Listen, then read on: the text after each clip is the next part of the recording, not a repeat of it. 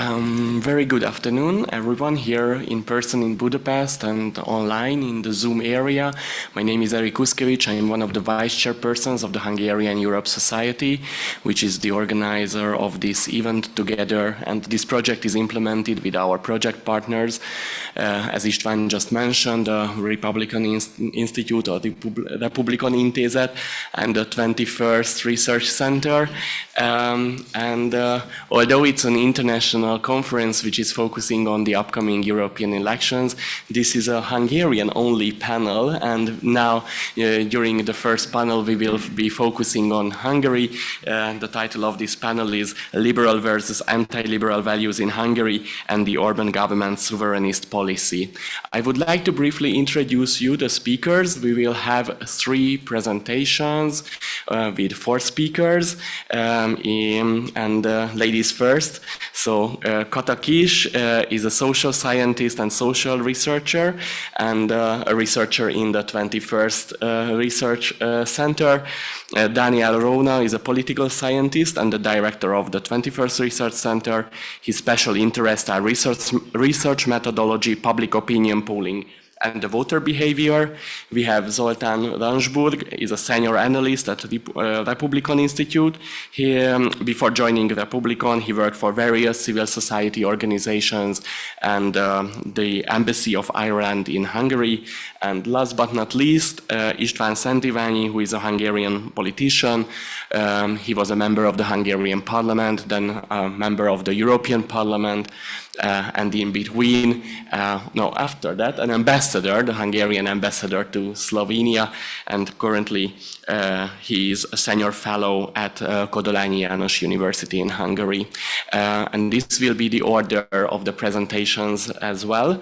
Just a disclaimer, I'm a terrible timekeeper, but for the very first time, I'm trying to do my best, so I will be a very good timekeeper at this time. We will have 15 minutes presentations each, and then almost like 40 minutes for the Q&A. And I would like to warn the member of the audiences as well that questions are very short.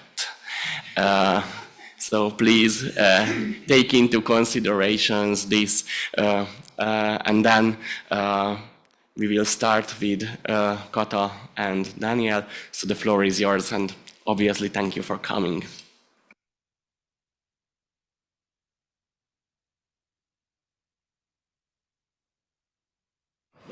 Okay, thank you so much. So first of all, I have a confession. Our name is 21 Research Center instead of 21st, which is a slight difference, but anyway, thank you. So, our topic for today is attitudes of Hungarian society towards gender roles and international comparison, which is, I assume, a very, very big and important topic if we're thinking about liberalism and democracy and the barriers of democracy.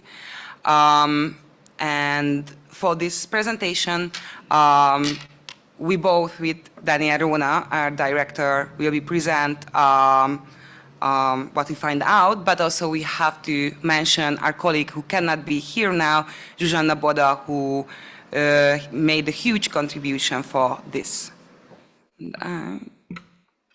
My question is, other question, technical, how can I switch the... Okay, thank you so much. So today gender difference is influenced by many factors, as we know, like social, cultural, biological, and environmental. But if gender is socially constructed, the most important thing is that how the society actually sees these differences. Hungary is dominated mainly by traditional conventional values, especially than the European Union average. Or at least that is what we found in our international comparison. What aspects are measurable on attitudes toward gender roles? As these attitudes are very complex and multidimensional phenomena, the most important thing is to find out the power imbalances between men and women and find the spheres where those differences work, like the public sphere, the work, and the private sphere of the home. So the main problem is that women are globally underrepresented at the levels all levels of politics. And the main of our research, therefore, is to explore certain attitudes toward gender roles and stereotypes in Hungary and in comparison with the European Union average. And therefore, we would like to emphasize in the question regarding women's political potentiality. Just some words about our method, or mostly about the database that we used for this research. One is the Eurobarometer survey from 2017, which was a survey among 28 European Union countries, including Hungary. I know 2017 is a bit outdated, but this is the last data which contains these informations. But we also try to put some extra for this. So we integrated our own research for 2023, which was performed by polling 1,000 people in Hungary, and which was about questions of women's role in the household and child rearing. Just in a few words, the structure of our presentation. So we would like to address gender issues through relevant topics like gender stereotypes, skills and strengths related to politics, gender equality in politics and leadership skills, and gender equality in democracy overall. So therefore, we try to examine attitudes in Hungary along demographic characteristics like age, gender, political opinion from the right to the left, occupation, and type of settlement. Our analysis contains two main blocks. The first is about Hungary and those stereotypes, which is around the abilities and positions of women in current Hungary. This will be presented by Dániel. And the second one will be the international comparison of the same issues concentrated on the values of the Hungarian people. So at this moment, I just would like to give the floor to you. Yes, sure. Thanks so much, Kata. So this is our first data series. In this research, there was a long battery of items regarding the role of women. And the first we are going to introduce is the following statement. Women are more likely than men to make decisions based on their emotions. So obviously it is a stereotype. And the overwhelming majority agreed to this statement, and only 10% or a little bit more than 10% disagreed. And there was no significant difference whatsoever among demographic groups or political groups.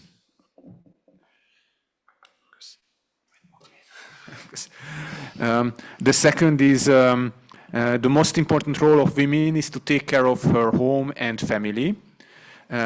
Now the majority is a little smaller than in the previous slide, but still very significant, very overwhelming. 77% of the respondents agreed to some extent with this statement. So according to the majority opinion, the most important role of women lies with the family and with home, and not with politics. Again, no significant differences among various groups. The third one is also an assumption, stereotype, an attitude. Women are less interested than men in positions of responsibility in politics. Now this is more divisive. The majority is a little smaller than in the previous slide. 60% agreed to some extent, but 40% not. They disagreed. So this is less obvious or more divisive than the previous one. And again, according to age groups or groups according to employment or location, we couldn't find significant differences. The next one is Women do not have the necessary qualities and skills to fill positions of responsibility in politics. This is, according to this narrative, it is not the fault of men that there are only a few women in political positions, but it is because of women themselves. They don't possess the necessary skills. So this is a narrative which is not very empathetic towards women. Now we can see that less than half of the population, of the Hungarian population, but a significant proportion agreed to these statements. 42% agreed to some extent. And we can see that the proportion between men and between women differ a little bit, or not, maybe it's not that little. So among men, almost half agreed. Among women, it's a little bit more than a third, but certainly less than among men. Old people and right-wing people tend to agree with this statement a little bit more. Not huge differences, but still existing differences among these groups. The next one is men are more ambitious than women. Again, we have the majority, 58%. It's a sizable majority, especially among men. You can see that 2/3 of men agreed to this statement, and only half of women agreed with that. So here, again, we can experience a significant difference between the two genders. But as for the other variables, we couldn't find such difference. This is similar to the previous statements in terms that, according to this narrative, it's not because men are dismissive of women. It's not because men, because it's hard for women in a male-dominated environment to stand their ground. It's because the inherent characteristics of women, they are less skilled, less ambitious. It's their fault, according to this narrative, to put it more simply. Yeah, this is what I was talking about recently. Politics is dominated by men who do not have sufficient confidence in women. So this is a totally different narrative. This narrative is more empathetic towards women. According to this narrative, it is the fault of men that we haven't got so many women in politics. And interestingly enough, again, we have a majority. So some people tend to agree with both narratives, although the narratives to some extent contradict each other. So 66% agreed with this statement. Especially women tend to be more tend to agree with this statement more than men. And again, no significant differences among other groups. Actually, it's interesting that this is the 6th or 7th slide, and we haven't found any significant difference between political self-placement. You can see leftist people who characterize themselves as centrist on the center of the political spectrum, and rightist, right-wing, conservative people. In most questions regarding public life in Hungary, and not only in Hungary, but in most countries of the world, we can see significant differences among different people in terms of political self-placement. So it's actually interesting that this time it was not that large. And the last one, it's our own research, as Kata already explained. I think this is to some extent the most extreme statement. if you agree with that one, then obviously you have a very strong opinion in terms of role of women in public life. So according to this statement, the man's role is to earn money. The wives are supposed to look after the household and children. Just a footnote, it says wives, so it assumes marriage. Obviously, in most Western countries, millions of people live outside marriage together, but we use this statement not because of our own prejudice, but because it's a frequently used statement in public opinion research, and we didn't want to change the wording, because that way it would have been harder to compare the data. So now you can see significant differences among groups, but the bad news is that 40% of the general population of Hungary agreed. Furthermore, 25% were unable to decide whether it's true or not. They placed themselves in the middle, and only 35% disagreed with the statement. So I think this slide clearly shows there is a lot of work to be done in Hungary, and I guess not only in Hungary, to convince people that the role of women is much more, not just to look after the household and children, especially older people, poorly educated people, and pro-government people tend to agree with that statement, but not exclusively them. You can see young people, people with university degree, people with opposition sympathy were also divided, not to the same extent, not to the same proportion, but still. So I think this is the worst news which we could provide today.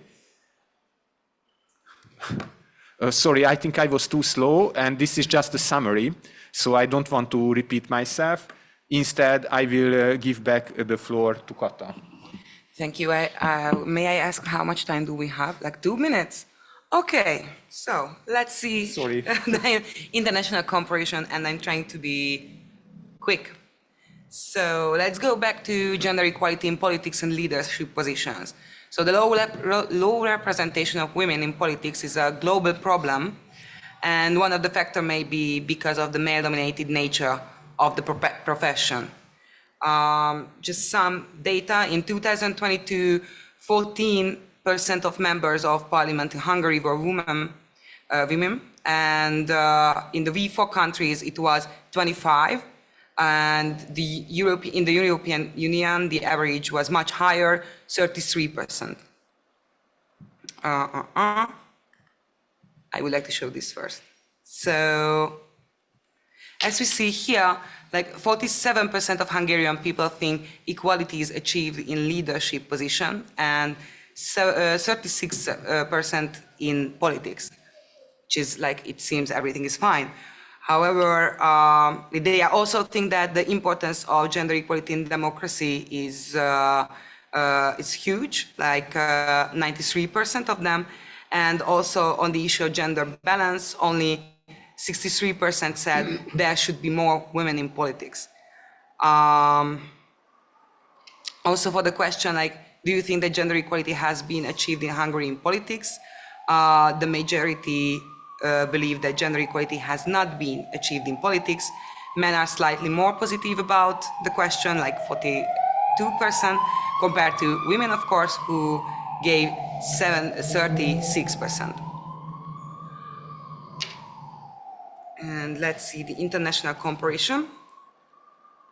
So in general, we compared the EU and the V4 countries, except Hungary in this case, where when the V4 countries have a conservative opinion of women's responsibilities in the family and their political interest. So here, the first one. Why 60% in Hungary and 56% in the V4 country think that women are less interested in political positions. In the European Union, the figure is only 41%.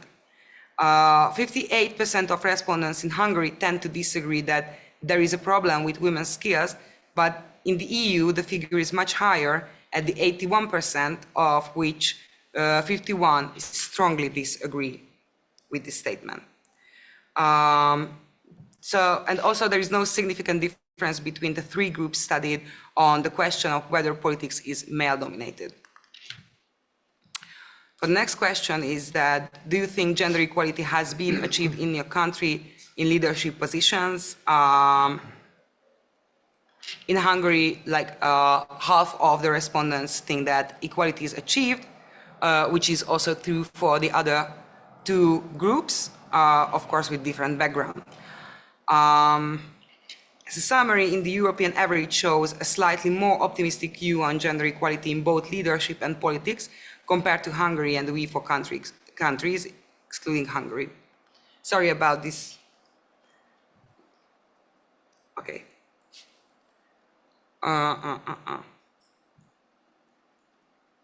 So for these two, I won't go in the details, but the main thing is that even conservatism, Hungarian population somehow aware that there need more women in the decision-making and political positions, as you can see here. And also, another interesting thing is that both respondents and groups are slightly in the same degree have confidence in female and male political representatives, which shows that there is an opportunity to women to get into the political sphere. And as a conclusion, the political sphere is hugely male-dominated and more women needed in politics, but they have less freedom because of their responsibilities, and therefore they would find it harder to enter politics. As demographic groups, we should see that globally younger and left-wing people tend to take less conservative views on these questions. Also, women tend to perceive their position as worse or more realistic, let's say, and women are less likely to see equality as achieved and to reject stereotypes about themselves more than men. In international comparison, Hungary tends to have a more conservative opinion of women's responsibilities in the family and their political interest, and therefore later research is needed to go really into these opinions and see how we can change these patterns. Thank you so much.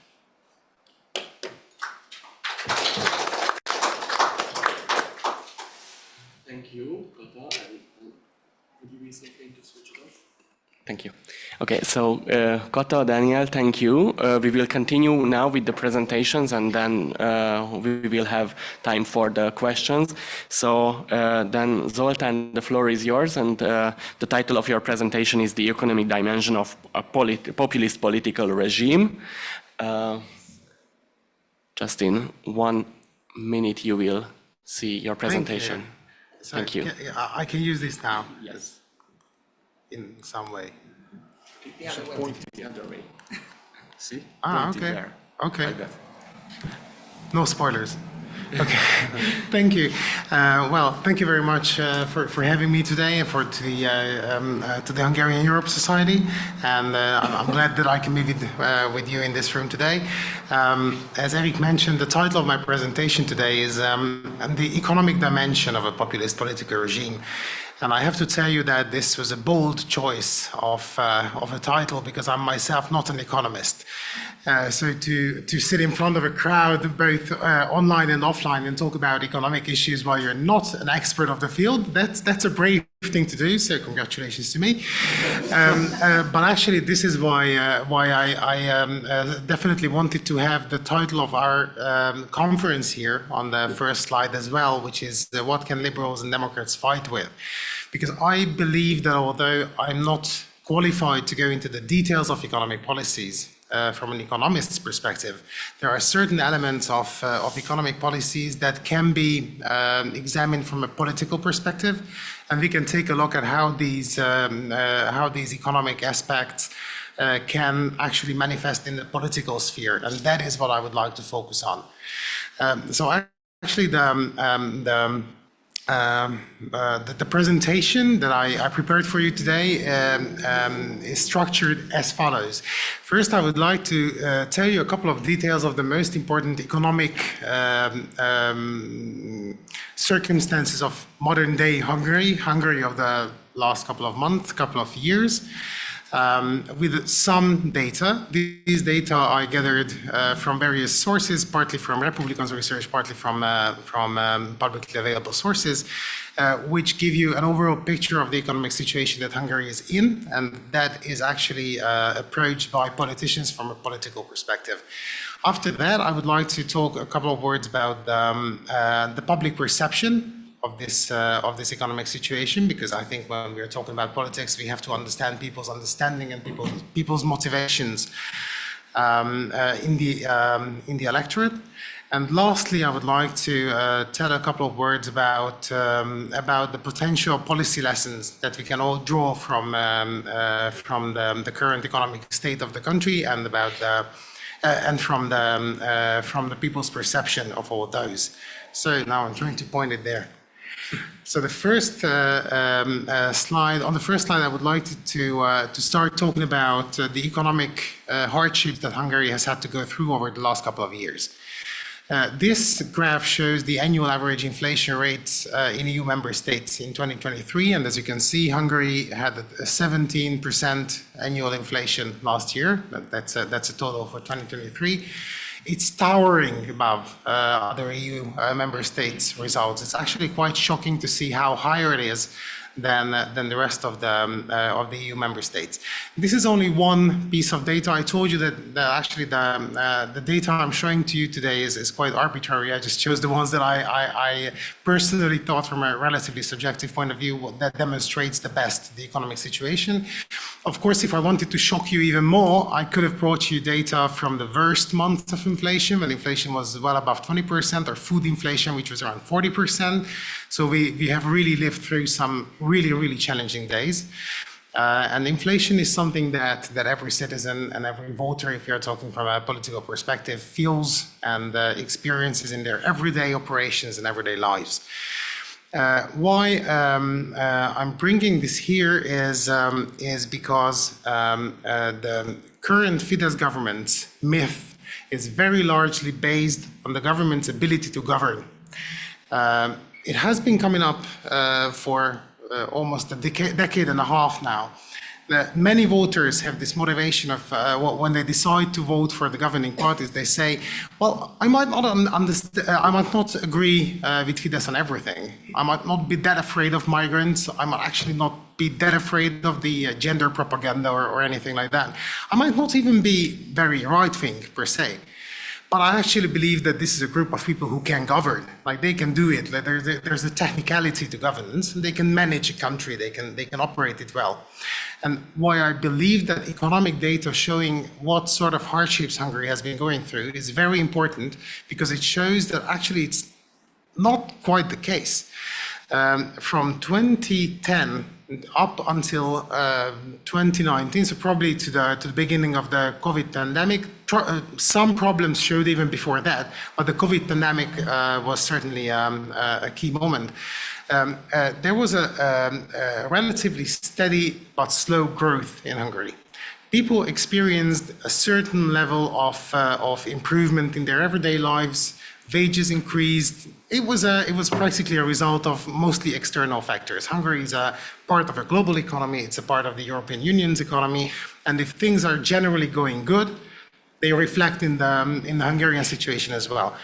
It's a different question, and that's the economic part that I would not definitely go into the details due to a lack of expertise on my side, is that many economists claim, and I tend to agree, that it could have been better. So this sort of economic improvement from the recovery from the 2008 and 9 financial crisis up until the COVID crisis could actually have brought much more benefits to Hungary if there were a better and more systemic approach. But of course, when we are talking with a political mind, it's much difficult to argue to people that, well, you're living better, but you could be living even better. That's a difficult political argument. However, since 2019, at least we have seen that this sort of competency narrative of the Fidesz government has been at least shaking. Another very important data that underpins my story is the exchange rate history of the euro compared to the Hungarian forint. This is from the 1st of January 2018 to the 1st of January 2024. You can see a steep increase in the price of euro calculated in Hungarian forints. I think I don't have to be an economist to see why such an import-dependent economy as the Hungarian one suffers a lot from this, when businesses that actually deal with or try to sell products that they import from, for instance, Western European or whatever else sources, lose all their incomes and their profits under such circumstances. Then the last that I wanted to show you to underpin this narrative is the annual GDP growth rates in EU member states in 2023. Of course, the last couple of years, the years of the so-called perma-crisis, which has really become a buzzword, describing this really troubled times that we have been living through, wasn't very nice to any of the EU's economies. But you can see that the Hungarian economy is in the bottom quarter of the European list, which added to the previously mentioned data on the forint exchange rate against the euro and on inflation, that's a sign of a big trouble, a big economic trouble. And now I want to talk a little bit about the public perception of all this, because we can be in a very bad economic situation if people can't really feel it, if people don't experience it. That's not something that can actually be addressed efficiently by politics. And that's, I think, what our main topic here is to discuss. And I put two, again, practically random research results here from the last couple of years. The one on the, this is on your left side is, on my left, yeah, it's the same. On my left, on your left side is research from Policy Solutions, from our fellow Research Institute Policy Solutions from 2023. That's a national level problem map in which the researchers try to map the most important problems Hungarian people feel to affect their everyday lives. And the other, on the right side, is our research from last year. That's a Budapest-based research, so it's not a national level, but a Budapest-based research, but on a larger sample. So it's actually a very accurate research. And they both show that if you just look at the top line in both researches, that the costs of living, high prices, inflation are the most important problems that Hungarians experience. And actually, it's not only that it's on the top, but if you see the difference between the first and the second lines, like in Policy Solutions research case, it's 10 percentage points. In our case, which is, the methodology is completely different, and this is not what I want to bore you with. It's the result that matters a lot. In our research's case, it's that there is 17 percentage point difference between the first and the second most important problems for Hungarian and Budapest citizens. So actually, and now I'm getting closer and closer to the I don't know where I am with time, but I'm getting closer to the end. Yeah, obviously. I think looking at these data, you can summarize the situation as we have an economy that is obviously worsening. We have serious economic problems, and we have a population that is obviously aware of that and feels it on every day. And they understand that actually the economic hardships are hitting them every single day. So it would be quite logical to assume that this can be perceived as a sort of opportunity window to come up with liberal economic policy alternative, like to say that, okay, here we have a right-wing populist government governing for 14 years. Obviously, they haven't, not only they haven't been able to resolve these issues, but in many cases, they're actually the ones from whom problems originate. So actually, this could be perceived as an opportunity window for liberal economic policies. But I think the situation is not that easy.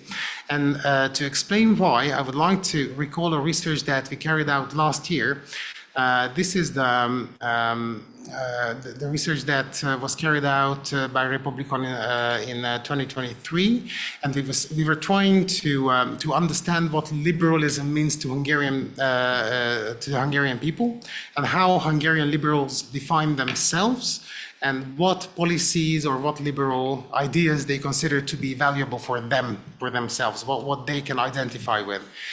And without going into the details, because that's a completely different research, and it didn't have an economic focus, so I don't want to go into the details of that. But why I brought this here is that it shows that of all voters in Hungary, from the total number of voters, which is a little bit above 8 million, only some 800,000, little more than 800,000 are the ones that we can consider as economic liberals. In this research, the way we determined economic liberal is people who are against the state's appearance in the free market, who are mostly who focus on individual responsibility in the market, and who tend to accept financial differences in the society. That's a classical capitalist approach. And actually, the number of people who can identify with that sort of economic liberalism is quite low.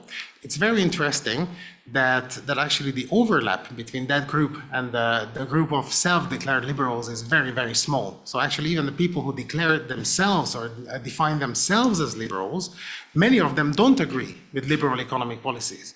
Because in Hungary, and that's what the result of that research was, liberalism is deeply intertwined with leftist policies. In Hungary, when we are talking about liberalism, it's more often than not, it's left liberalism. And when it comes to economic preferences, people's economic preferences are very often leftist and not exactly liberal. But, and this is my last slide, haha. This is my last slide. There is another sort of opportunity window that we can use. I'm quite ambivalent about using the word opportunity window, because I want to talk a little bit about crises. And of course, crises are horrible as they are, and they have brought several challenges that we have to face and have to overcome. But I think they can be seen as windows of opportunity for introducing new policies and making sure that our responses to crises are actually used also to protect liberal democratic values and liberal democracies. And there is a publication that Republikon issued last year. I just put it there because I know the editor. He's a great guy. And I think in this publication, we put together 4 really valuable case studies from Hungary, Portugal, and Austria. And these were all focusing on the biggest. One minute? Okay, cool. On the biggest challenges that these countries had to face when coming up with policies to tackle the challenges of like the COVID pandemic, or even the energy price crisis and crisis in general. And these are the 3 main policy recommendations that we managed to come up with in the end of the booklet, and that's my last thought in this presentation. First, that mainstreaming the protection of liberal democracies in national and EU level crisis management strategies and plans could be very, very important. So that's not a simple addition to these plans, but this should be in them to make sure that states do not overuse their power that they might get actually when they are trying to interfere with the market to solve or alleviate crisis situations.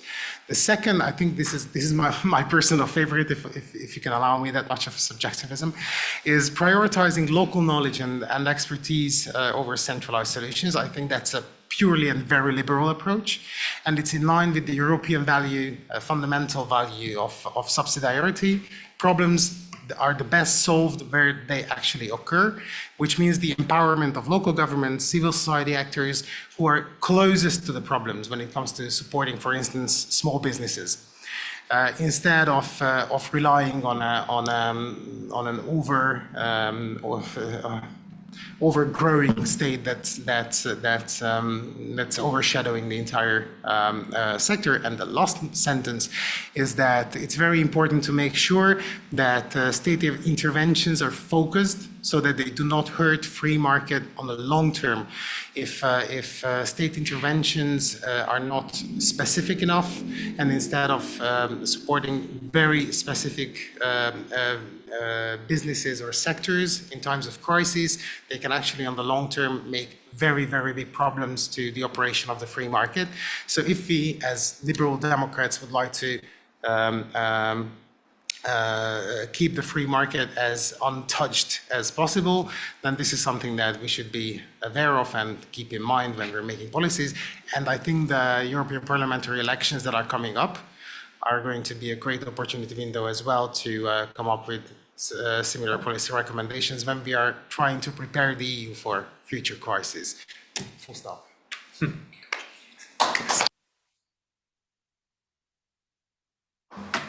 Thank you so much. And then let's continue with István Szent-Iványi. The title of his presentation is What's Wrong with Orbán's Foreign Policy? Just a couple of seconds and you will also see your presentation. And then the floor is yours, István. Thank you, Mr. Chair, ladies and gentlemen. Thank you very much for the opportunity to be here with you. And I would like to make 3 points, not following the line of the slides, but the slides can be considered as an illustration for what I'm talking about. The 3 points is, the first point is on the Hungarian foreign policy. The second is the war and the missed opportunities. And the third one, the big enigma. What are the drivers behind this foreign policy? Let's start with the first. Hungarian foreign policy doctrine. As you know, that's Hungarian foreign policy doctrine now it's based on the Eastern opening. On this doctrine. Earlier, we used to have an Atlanticist pro-Western foreign policy consensus for 2 decades. That was a prevailing 3 major directions: the Euro-Atlantic integration, the good neighborhood policy, and the responsibility for ethnic Hungarians living abroad. It was the framework. It's a foreign policy framework for all political parties and camps. It has been replaced by the Eastern opening in 2014. Declared first in 2011, but basically prevailing since 2014 when Mr. Szijjártó has become a foreign minister, and Mr. Orbán declared in Tusnádfürdő, the Bajlis Tusnád, in his speech, this new doctrine. It has 3 major pillars. One of them is an ideological pillar. Ideological pillar is not a Hungarian product, not a genuine Hungarian thing. It comes mostly from the Russian origin, from Dugin and Surkov. Eurasian ideology, as you know, it's the basic principles are that the West is declining, East is emerging, the West is nihilistic, the liberal democracy is obsolete, is not able to meet the challenges of the modern times. We need strong leaders, we need strong states, and the strong states must be based on the traditional values. God, motherland, and family. As you know, that was the same as the Mussolini principles. That's Dio, Patria, and Familia. That's interesting, but that's the major slogan in Hungary now. A second point, which is important for us, that was a radical foreign policy reorientation. As you know, earlier, as I mentioned, the Hungarian foreign policy was extremely West-oriented, pro-Western, Atlanticist. The whole foreign policy elite, from Jasenszky to Martonyi, from Kovács until everyone else that can, Orbán, I would say that in early 90s, everyone has been Atlanticist. It has changed radically and changed the orientation of the Hungarian foreign policy clearly. And that was a third pillar, the foreign trade and FDI pillar. I do not deal with that. Yes, we call that. the Western orientation replaced by the so-called bridge roll and peacock dance. It's called by Mr. Orbán. Peacock dance, as you know, that's a peacock makes one step forward, two step back, and so on. And the bridge roll, which is, in my view, is completely false because we are not a bridge between the two worlds. We are part of the Western world, and that's our commitment and or clear conviction. But the Hungarian, official Hungarian foreign policy thinks that we have to be somewhere in between East and West, and to make some mediation. And it has started a spectacular rapprochement between Hungary and Russia, Hungary and China, and Turkey and the Central Asian countries and so on, and simultaneously started a clear distancing from the Western allies, the so-called freedom fight with the European Union and with the European Union institutions. And in Hungary, my Hungarian colleagues can confirm me, but maybe the foreign colleagues are not aware of that the state propaganda is completely anti-Western propaganda. I remember the late 80s. I was adult at that time, and even in the late time of the communism was not so hostile and not so fierce anti-Western propaganda than it is now in the case in Hungary at the moment in here. The odd couple, that's amical cordial friendship. The odd couple, as you see, that's the major partner. As you know, Mr. Orbán met 13 times with Mr. Putin, President Putin, within 14 years. That means that he met him much more frequently than Mr. Kadar with his counterparts, the Soviet Communist General Secretaries. That's all, and that's the same with Mr. Szijjártó, his foreign minister, who visited 7 times since the outbreak of the war Russia, and met 6 times with Mr. Lavrov. He called him as an intimate, good friend and best friend, and he has been highly decorated, as you know, that's by Mr. Lavrov, the highest Russian decoration got him. That's it. And of course, it has damaged the Hungarian reputation and image, and we lost the confidence and so on. But in my guess, that at that time, before the war, the cost was not really high. The cost of that foreign policy not really high. It has not been considered as a existential threat to the Western alliances, and therefore it should not pay a high price for that. It could be conducted without really serious threat. It has changed very much, and that's my second point on the war. The war could have been a turning point. It provided a very good opportunity for Mr. Orbán to make a U-turn and like a prodigy to come back, and I'm sure that it could have been forgiven everything for him if he joined. But he drew a very different conclusion from that, from the dire situation of the Western Alliance. He supposed that the best time is coming for him. He can blackmail and pressure much more the Western countries in that very peculiar situation and very dire situation of the Western Alliance, and he started to play with that card, with the blackmailing and pressuring the Western time. You know that he's pursuing a very cynical, immoral position considering the war in Ukraine. Apparently he is neutral, but his neutrality is serving and supporting the Russian side. Very obviously, he said that we should step aside. We are not affected by that. It's not causing any problem with us. And we should not take stand. He is offending several times Ukraine with all possible claims and statements. He said Ukraine is not a sovereign country. We don't know the borders of Ukraine, he said, and Ukraine is a no man's land, it's an Afghanistan, and so on.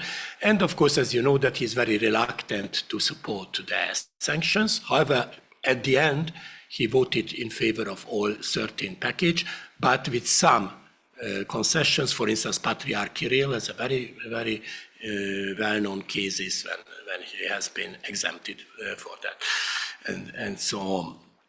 He did not change, but he is representing a so-called pro-peace and peace-friendly position, but it is obvious it's not a pro-peace position, but he is a very different position. He is a supporting position. His proposal that the Western countries should stop and cut all support, financial and military support, and then it will come a peace, because Ukraine could be constrained for a peace agreement. It is completely contradicting what he is usually saying. He said that Hungary is deeply interested in having a country between Russia and Hungary, but his policy is undermining the independence of Ukraine, and if the Western support will be abandoned, then Ukraine could have collapsed and failed, and then there will be no country between Hungary and Russia, or only a satellite state on that. Yes, there are many details we did not have time to speak about that. And my third point is that what is the big enigma? I am asked very often on that, what can behind this irrational and self-destructive foreign policy? Because no one can really understand it. It's so irrational what he is doing. And there are many attempts to explain. I can give you a menu. I don't know exactly what is really behind that, but I can give you a menu. One of the explanation, the official explanation, is that the major reason behind it, the energy dependence on Russia. It's a big lie. Big lie for the three reasons. On the first hand, Hungary is not so dependent as the government claims on the Russian energy. The second point is that there are some countries who are in the similar or same position in energy dependence than Hungary, and doesn't pursue the same policy. Slovakia is more or less the same position. Now it has changed their mind, but so far they have a completely different foreign policy towards Russia. And also Austria is also a reluctant country, but not pursuing the same policy as Hungary, is not courting Russia, not making political concessions, political favors in favor of Russia, and so on. Therefore, it's not true that we are really forced to do that. And the third point is that why it's a lie, because the Hungarian government doesn't make any serious effort to get rid of this dependency. Nothing, almost nothing. If they would feel that it's a constraint and it is dangerous and it is unfavorable, it should make much more efforts to lose this dependency, but Hungary is much less. If we make a comparison with Czech Republic or with Poland or with Germany or any other countries, they make real effort to get rid of that dependency. Therefore, we can dismiss this explanation, the official explanation. There are some unofficial explanations from different analysts, some of them supposing that he would like to widen his room of maneuvering, his political room of maneuvering, and he's playing with cards vis-a-vis European Union or NATO or others, and that could be the reason. My opinion is that it could have been true before the war. But after the war, it has changed very much, the whole situation, and now the stake is much higher, and therefore it's not rational to do that. Also, a similar explanation that he would like to have a strong position and strong blackmailing position, and that's the reason behind that. And another point of view that there is a domestic policy issue. That's the Hungarian domestic, or their own electorate and the audience of the Fidesz is in favor of that. it's also not true, because we know from the surveys and polls that they are not really because in favor of that, and it has changed in the course of the last 2 years, but due to the very strong state propaganda. Due to the very strong propaganda, that's true that the electorate of Fidesz is much more permissive for this foreign policy turn, but originally it was not the case. That's not true that it is coming from the foreign policy requirements. And some of the analysts think that he comes from the Orbán psyche. That's true that Mr. Orbán is a defiant. He likes to deny. That's good. That will be enough. He likes the grandstanding and fighting and so on. But it cannot really explain what they are doing there. Therefore, there are some conspiracy explanations on that. Some of them suppose, and there are some hints on that it must be some private business behind that. Something which we are not known, only we suppose that, but a private business interest of the oligarchs or the government close circles. That could be one of the reasons. Another one is that it could be a blackmailing. It could be blackmailed by something. There are many different assumptions on that, what could be the background of that blackmailing, but they say that's pressure. And the third one is that it could be some secret political deal behind that. Secret political deal. Many are speculating on that. What was the substance of the 5 hours long talk between Orbán and Putin just before the war on 1st of February 2022, and so on. Of course, we don't know yet. We can speculate on that. But my final point is that I am sure that must be something behind that we don't know yet. For well-known facts and circumstances, we cannot explain what he's doing. Therefore, it must be something that's and something serious thing, because the sources have destructive for the country and to some extent also for himself again. He isolated himself. He destroyed the Visegrad 4 cooperation. He paid a very high price for that, and despite of the fact he's doing that. Must be something behind it. Thank you very much.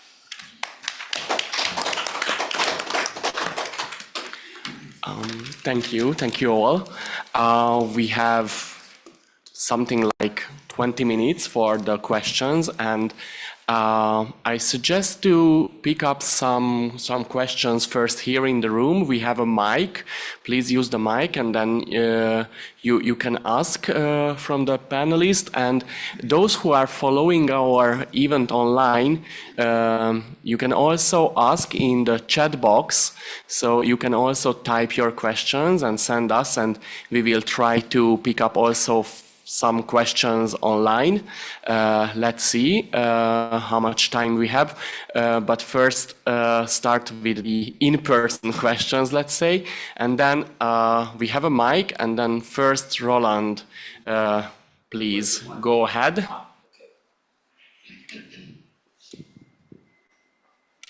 Right, thanks so much. I'm Roland Freudenstein from the Brussels Freedom Hub and the Brussels office of the Free Russia Foundation.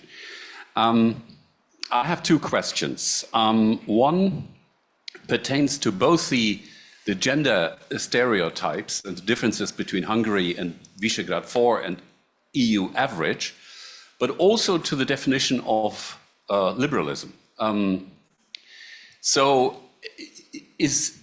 is this the cause for Fidesz success in Hungary, or is Fidesz brainwash responsible for precisely this difference between Hungary and other European countries? It's a chicken and egg question. And don't say that both is true. I want a little bit more detail. And the other one on the foreign policy to István. couldn't it be true that Orbán seriously believes that he will be on the winning side of history, that the 21st century belongs to illiberalism and to autocracies, and that he may be isolated for the moment, but he will win out in the end when Trump becomes president of the US and Russia wins the war in Ukraine in one way or the other? That's it. Thank you. Jacek? Thank you. Jacek Kucharczyk from Warsaw Institute of Public Affairs. We are an independent think tank. Thank you for all these presentations. I found everything that was said here fascinating, but my question concerns to this research on gender and gender stereotypes and the role it plays in Hungarian politics. So this is a kind of follow-up question to your presentation. First of all, you pointed to the persistent gender stereotypes as reasons holding back women politically, but I wonder if you have any research. Let me start again.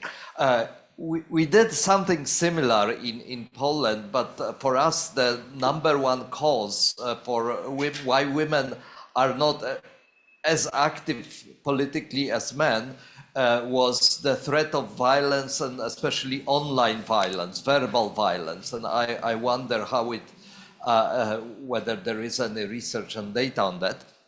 And the second question, more general, what is the dynamics of women participation in elections in Hungary and women representation? I mean, is there increased representations in parliament? Is there increase in women participations in elections? Is there increase of women candidates on electoral lists, or is it more or less stable? And how is this all gender, anti-gender narratives of Orbán playing out in terms of, do they make women actually less active or more active? Yeah, thanks. Okay, anyone else? Zsuzsi Vég. Thank you very much, Zsuzsanna Vég, German Marshall Fund. I would have a question to István. You talked about the reorientation towards the East in terms of Fidesz's foreign policy. I would like to ask about your take on the other side, so the orientation away from the West, and particularly regarding the US, relations with the US, how they have developed, and how we should make sense of the current Hungarian foreign policy regarding NATO. In my view, and I am fully aware of the difference between a question and a comment, Erik, I'll round up in a moment.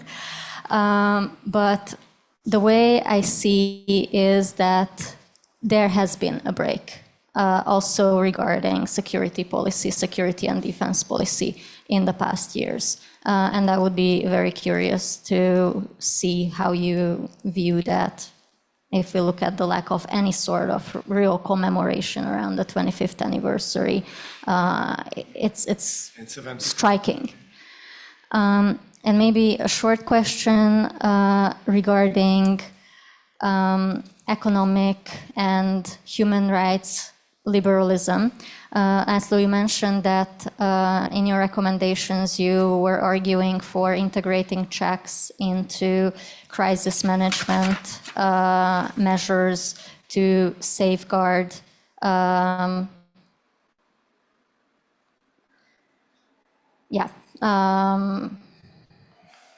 prevent the misuse of extraordinary powers to concentrate power in the hands of those in position.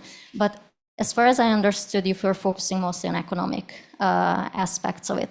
How do you see the opportunity of integrating such safeguards when it comes to political liberalism, checks and balances in general on the European level? I think some we see when it comes to finances and economy over the past few years, but not really, still not really in political terms. So I would be curious in your take on that. Okay, thank you. So I would suggest to give back the floor to our panelists, and then if we have a little bit more time, then we will collect the questions in a second round. So who would like to start? Maybe we can keep the original order. So you were addressed mostly with the gender stereotypes questions. Yeah, so I'm trying to give one answer for two first questions, and then trying to first reconstruct. So as I understand, your question was like the cause of these equalities and attitudes caused by the Fidesz party, or there was this before, isn't it? The question is, which is the cause and which is the effect? You say that Fidesz has ruled for 50 years now, almost, and Hungarian attitudes are as they are. So which is the cause and which is the effect here? So, okay, well, as I see the question, the problem is that, of course, Hungary have way more conservative perspective of gender issues, which was actually not as true before the regime change, because if you're thinking about like in Western society, housewifeization was a big issue. Meanwhile, in Hungary, women had to work as well, which honestly created a double burden of those women. So therefore, it was absolutely not equal, but the attitudes were different. And also, I think there was a kind of progression after the regime change, but as I see, the Fidesz party is really acting on attitudes that formable. So mostly with like institutionally policy-making ways, in education, they are trying to push this really conservative and classic narrative of the family. So in my opinion, there is also possibility in the Hungarian society not to be this, let's say, conservative, but today all the system that the government creates around the question is just pushing that classical narrative. And my opinion behind it is like, it's important for the party or for the state to emphasize reproductive functions of women, because many social support system by the government cannot do their job. For example, the education system, for example, the medical care, the care of the elders. So because of this really conservative way of women has to stay at home, helps the state to reorganize these burdens and bring it back to the sphere of the family without declare that they would like to do this. So I think that's the ideology in it. If we see in the from the economic perspective, and about the violence, we don't have that kind of research yet. It's really interesting, and I would like to really see what was your outcomes, because we are having the same sort of situation, I guess so. But I also think it's like violence online, it's not a structural problem. So what is more important to see the structures behind the violence, and therefore I think the further researchers had to concentrate on these structures. Thank you. And there was a third question too, and I will get right on that. But before I do that, I think it's not the threat of violence what prevents women from participating in politics. It's the threat of character assassination. But it's not. It's also true for men. It's true for opposition politicians, actually.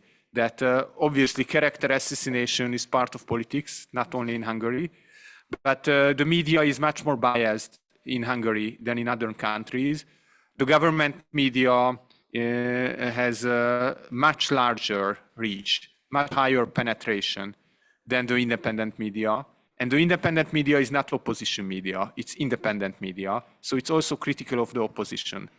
So if you are an opposition politician, you can face severe criticism also from the independent media, but it's not special in an international comparison. What is special is the government media, which is extremely cruel and doesn't have any scruples in terms of character assassination, and doesn't care if it loses lawsuits because they have the money to pay the compensation, and it's not their goal to prevent that.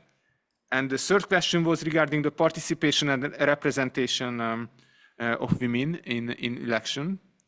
Now, according to our survey evidence, women are slightly less interested in politics than men, but the participation is not lower among women than among men. They participate approximately to the same extent, to the same proportion than men, whereas the representation is significantly lower. I think there was a figure in our slides that around 15% of MPs are women in Hungarian parliament. It's a little bit higher than it used to be. It used to be even lower, but the difference is not that significant. And in international comparison, that places Hungary at the bottom of the list among Muslim countries. So that's obviously a challenge for future political representation. The reasons behind that, again, it's the political system, it's the lack of competition, the threat of character assassination, it's the lack of any real prospect of making change, I think, in Hungarian politics. And the nature of the competition, which is very severe and very cruel. These are the hypotheses at the top of my head. Thank you. Zoltán, you had a question related to liberalism from Zsuzsanna. Yes. Actually, and I think your question also referred partly to liberalism and how it affected Fidesz's power, or how Fidesz's power for 14 years affected people's perception of liberalism or approach to liberalism. I think this deep intertwining of liberalism and leftist policies in Hungary is much more deeply rooted than Fidesz's power. I think this comes from the 90s. It has, at least from the 90s, partly.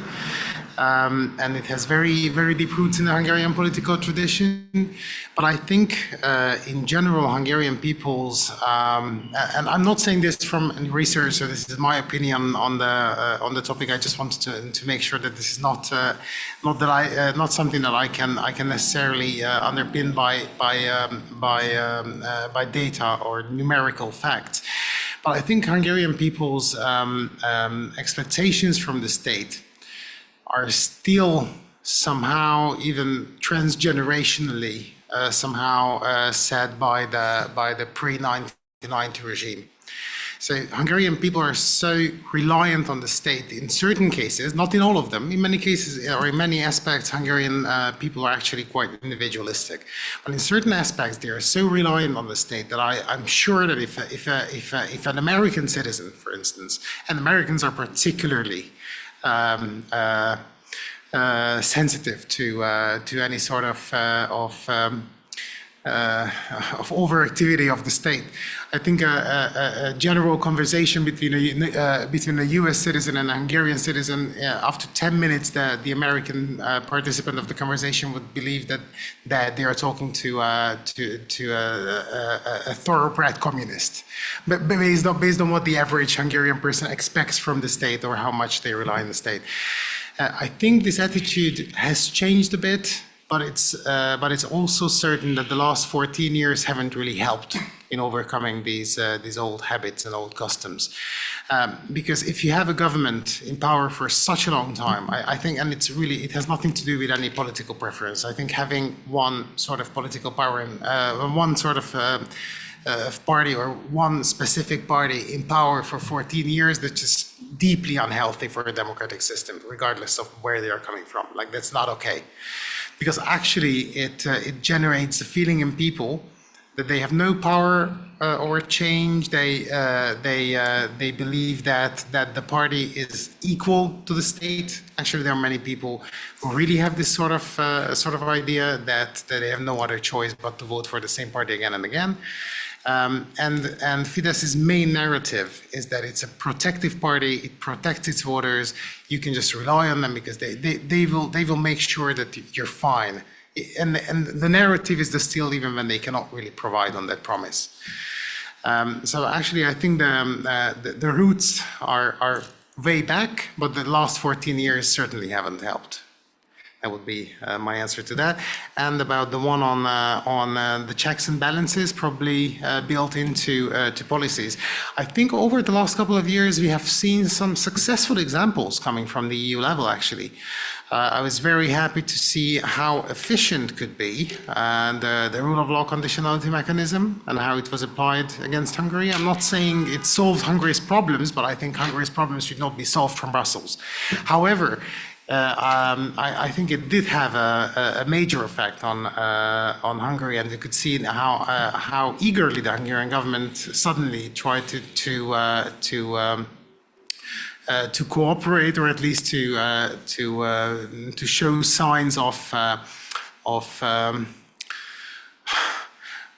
readiness to comply with the European expectations. So I think there are certain methodologies that can be used and that can be formalized and instituted that might actually help preventing the hijacking of states, and I think this is very important. And also I believe that, and why I mentioned that, even though I really don't like referring to crises as opportunity windows, I think in crisis situations, the necessity of coming to decisions, the necessity of reaching agreements and being able to move on without making the least mistakes possible, or making the least disturbances as possible. I think in times of crisis, that's even more important than in any other times. And I think, and probably you know it even better, that the reasons why even the conditionality mechanism came into place over the last couple of years, or why the EU as a whole seems to be standing up much more firmly against regimes threatening liberal democratic values, is that we are living through times of crisis in which it can be seen how dangerous such systems can be to the EU as a whole. So I can see that it may work on the long term. And I know that it wasn't a question to me, but I'm sorry I couldn't stand. I just wanted to say just one sentence about women in politics, because I think it was so interesting to see that probably you know that the Hungarian government is currently the only one in the European Union that doesn't have any female members. And actually I checked this only last week probably, that I think there are only like 6 or 7 governments worldwide which don't have any female members. So the Hungarian government is definitely in a quite unique position from that perspective. And I think it's also very important to take into consideration how empowering it is to female politicians, or how encouraging it is to female politicians to see that actually the 2 most successful female politicians of the last 10 years have just fallen out of politics, the president and the former Minister of Justice. Like without making any political judgment about their activities, they have objectively been probably the most successful female politicians of the last 10 years. And although we can't know for sure how their situation would have been different if they were not female politicians, but male politicians, there is a quite good chance, or a quite good reason to suspect that probably their positions could have been stronger, or maybe the governmental propaganda machine would have done a bit more to try to protect them if they were from the boys' club. Thank you. And finally, the foreign policy related questions to István. Please go ahead. Thank you. First on Roland question, whether he believes in that. I suppose yes. However, he is very cynical and unprincipled, but I believe he believes in that he is on the winning side of the history and decline of West and so on. I'm sure that he believes that. But it is a misjudgment because he thinks that it will come very soon. He said in 2016 in December, very much enthusiastic and fascinated by Trump and Brexit, that the next year will be a year of the rebels. He said, and the whole Europe. He was very hopeful for the French election and for the German election and so on. He supposed that it will be a sea change in Western Europe, and did not come true. And then this year again, he said, this year will be a big turnover and a big turn in the European politics, and he supposed that will be a breakthrough for the so-called arch-conservative forces, practically the right-wing and extremist parties, but it doesn't look like that it comes true. Therefore, I think that he is an interesting Cassandra, that his prophecy did not come true, but he is beloved. Cassandra prophecies was true, but he was killed. That he is more fortunate that he's always wrong on that. To Susanna, U.S. relations, it is very tense. The Hungary-U.S. relationship and Mr. Orbán and the government devastating this politics. It doesn't make any effort to improve it or to correct it. That's even opposite. They are doing that, but they are accusing the United States, undermining and intervening in the domestic politics. He just visited the United States and visited only Mr. Trump, and they have got a common press conference, and he said the whole world expecting Mr. Trump as he's the best, he will be the best president, and he can establish peace and everything else. And he is supporting many American think tanks and different associations and so on, the Heritage Foundation, the CPAC, and also that's he really intervening in United States election, but he's accusing United States that he would like to undermine his regime and his politics and so on. Therefore, I do not expect any improvement. He put all eggs in one basket. If Mr. Trump wins, then it will be okay. He's very hopeful for that, but I am not sure that it will be so good for him, even if Mr. Trump wins. On the one hand, Mr. Trump is not interested in Europe at all. On the one hand, on the other hand, Mr. Trump is very keen and very tough on China. And Mr. Orbán has a very intimate relationship with with China, and Chinese investments and so on. And the third time, Hungary is very much dependent, Hungarian economy, on the German economy. And if there is a new trade war between United States and Europe, Hungary will suffer because we are mostly as in the supply chain for Germany, and we cannot do it. But therefore, it's not a good and not a wise policy. But he puts all the eggs. Only for him could be better, because I'm sure that the Trump administration won't be so tough on the human rights issues, rule of law issues, and so on. They are not interested in that. That's sure. On NATO, fully agree with you. That was a deafening silence on the 75 years anniversary of NATO, and coinciding with the 25 years of the Hungarian membership. Nothing has happened practically in Hungary.